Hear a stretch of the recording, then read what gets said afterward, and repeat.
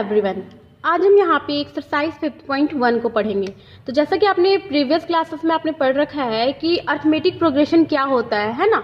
Arithmetic progression आपने पढ़ रखा, अर्थमेटिक प्रोग्रेशन के टाइप्स को आपने पढ़ रखा है, साथ ही साथ nth टर्म को कैसे फाइंड करते हैं और sum of AP, sum of nth term कैसे करते हैं, है ना।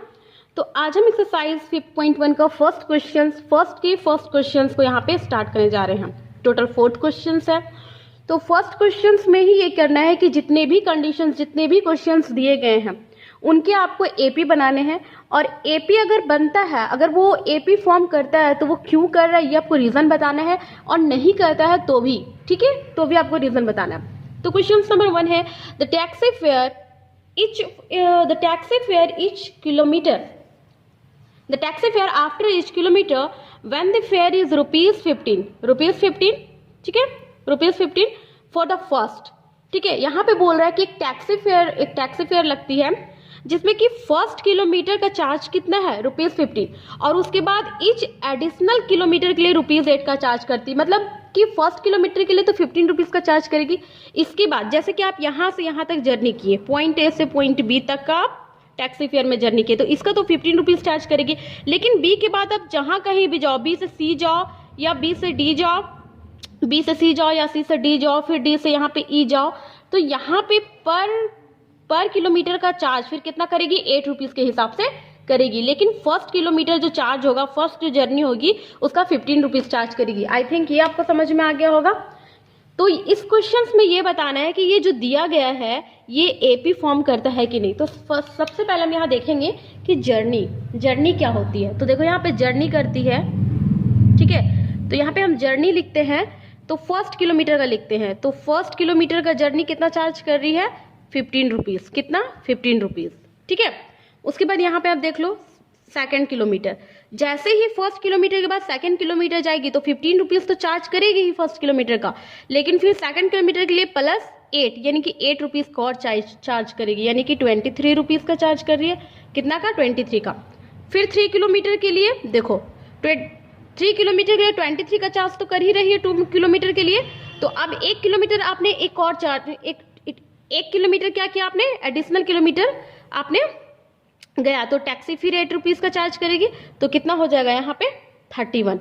उसी तरह से आप फिर 4th किलोमीटर के लिए जाओगे तो 3 किलोमीटर का तो जितना चार्ज कर ही रही है, यानी कि 31 तो कर ही रही है, फिर 1 किलोमीटर आपने बढ़ा दिया ना तो प्लस 8 का चार्ज करेगी, यानी कि 39। तो आप इस तरह से देख सकते हो कि यहाँ पे जो अर्थमेटिक प्रोग्रेशन जो यहाँ पे बनेगा, यानी कि वो क्या क्या बन रहा है यहाँ पे 15, ठीक है, उसके बाद है 23 यहाँ पे है ना, थर्ड में क्या करेगा 31 चार्ज करेगा, देन 4 किलोमीटर में 39 चार्ज करेगा, इसी तरह यहाँ पे चार्ज करता चला जाएगा। तो ये बताना है कि ये जो सीरीज, ये जो लिस्ट आया है वो एपी फॉर्म कर रहा है या नहीं। तो एपी कैसे फॉर्म करता है हम कैसे जानेंगे, जिस किसी का भी कॉमन डिफरेंस क्या हो, कांस्टेंट हो, है ना। कॉमन डिफरेंस जिसका कांस्टेंट होता है यानी सेम नंबर आता है, तो हम जानते हैं क्या कि वो एपी है। तो फर्स्ट ऑफ ऑल हम यहाँ पे देखते हैं, आप देख सकते हो ए यहाँ पे कितना है, ठीक है। देखो मैं यहाँ पे आपको अब एपी फॉर्म, एपी है कि नहीं मैं यहाँ पे आपको दिखा देती हूँ, मैं सिर्फ करके, ठीक है। यहाँ पे देखो आपके पास क्या है, ये है। अब एपी है कि नहीं, तो ए आपके पास क्या है, यहाँ पे ए क्या है आपके पास 15 है, तो मैंने यहाँ 15 लिखा। उसके बाद क्या है आपके पास, कॉमन डिफरेंस निकालना है डी कॉमन डिफरेंस कैसे निकालते हैं, सेकंड टर्म में फर्स्ट टर्म को माइनस करते हैं, यानी कि A2 माइनस में A1, नहीं ना करते हैं, A2 माइनस में A1। तो A2 आपके पास क्या है 23 है, एंड A1 क्या है आपके पास 15 है, तो माइनस 15 करेंगे, तो यहाँ पे क्या आ जाएगा 23 माइनस 15 क्या आएगा, 8 आएगा। फिर देख लेते हो कॉमन डिफरेंस, फिर देख लेते हैं यहाँ पे। अब सेकंड वाले टर्म को थर्ड वाले टर्म को सेकंड वाले में करते हैं, यानी कि A3 माइनस A2। तो A3 आपके पास क्या है, थर्ड टर्म 31 है, माइनस सेकंड टर्म क्या है 23 है, यानी कि यहाँ भी आप जब माइनस करोगे तो 8 आएगा। तो हम देख रहे हैं कि ये कॉमन डिफरेंस क्या आ रहा है, सेम आ रहा है। आप देखो 4 का भी देख लिखते हैं, A4 माइनस A3 भी कर लेते हैं। तो A4 क्या है 39 माइनस A3 क्या आपके पास 31, तो जब माइनस किए तो क्या आ गया 8 आ गया। तो इस तरह से कॉमन डिफरेंस सब में क्या आ रहा है 8 आ रहा है। तो हम यहाँ लिख सकते हैं, क्या लिख सकते हैं कि since here the term, since here the terms जो टर्म्स आ रहा है वो कंटिन्यूली क्या हो रहा है, इंक्रीज हो रहा है ना, कंटिन्यूली इंक्रीजेस,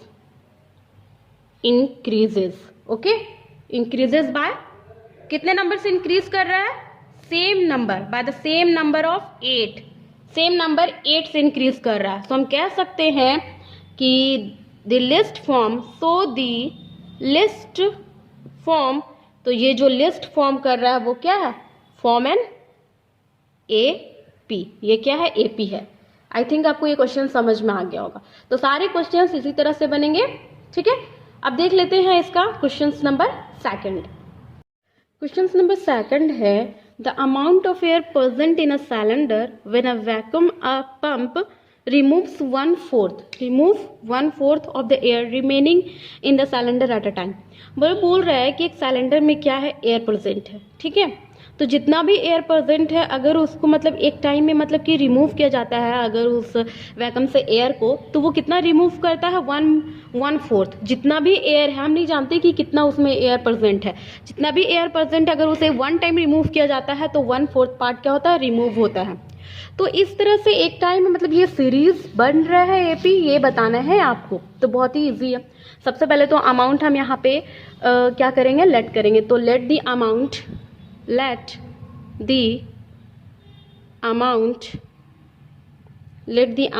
ऑफ एयर, ठीक है, let the amount of air present in the cylinder, present in the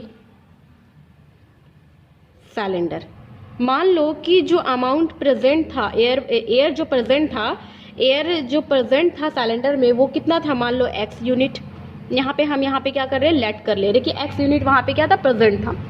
और यहाँ पे अगर x यूनिट प्रेजेंट था तो पहले तो देखो अभी क्या है मेरे पास, यहाँ पे देखो नाउ x, यहाँ पे x है, लेकिन इसका क्या बोल रहा है, 1/4 पार्ट रिमूव कर दिया जा रहा है। पहले से x है और इसी का 1/4 पार्ट यानी x का 1/4, यही ना हो गया x का। तो यहाँ पे क्या हो जाएगा, x माइनस में x/4, यानी कि यहाँ पे आप लिख सकते हो 4x माइनस में x/4। इसका एलसीएम ले लेंगे तो 4, यहाँ पे क्या हो जाएगा 4x माइनस में x, यानी कि 3x/4। ये फर्स्ट टर्म में हो रहा है। उसके बाद फिर मान लो कि सेकंड में क्या बोल रहा है कि जितना अभी एयर यहाँ पे बचा, मान लो कि यहाँ पे अभी 3x/4 है, फिर इसका 1/4 पार्ट क्या कर रहा है, रिमूव कर रहा है। यानी कि पहले से 3x/4 था, अब इसका 1/4 क्या हो रहा है, इसमें रिमूव कर रहा है, ठीक है। 3x/4 था तो 3x/4 यानी कि 3x/4 का 1/4 पार्ट रिमूव कर रहा है। तो यहाँ देख सकते हो आप कि 4 है, यहाँ पे 4 है, यानी कि यहाँ पे क्या हो जाएगा 3x/4 तो होगा, माइनस यहाँ क्या हो जाएगा 3x/16, यानी कि यहाँ पे 16 हो जाएगा। और यहाँ पे क्या हो जाएगा 4 4 जा 16 होता है, तो 4 3 जा 12x माइनस 3x, यानी कि यहाँ पे कितना आ जाएगा 9x/16। तो इस तरह से यहाँ पे देख रहे हो कि AP एक फॉर्म हो रहा है। क्या फॉर्म हो रहा है, तो AP यहाँ पे क्या लिख सकते हैं, AP इज, यहाँ पे क्या हो सकता है, एक x तो है ही, पहले से x था, ठीक है। यहाँ पे AP क्या हो रहा है हमारा, देखो AP जो हो रहा है AP इज, यहाँ से पहले से x था, ठीक है। x के बाद अब क्या हो रहा है, फिर यहाँ पे 3x/4 हो गया। जब 1/4 पार्ट रिमूव हो गया तो कितना हो गया 3x/4 हो गया, ठीक है। यहाँ देखो 3x/4, फिर क्या हो गया 3x/4 में फिर इसका 1/4 पार्ट रिमूव हो गया तो क्या हो गया 9x/16। तो इस तरह से क्या हो गया AP फॉर्म हो गया। तो यहाँ पे देखो क्या ये AP है, क्या इसे हम AP फॉर्म कर रहा है। अब यहाँ पे हम देखते हैं क्या AP फॉर्म कर रहा है या नहीं। तो आप देखो यहाँ पे देखो,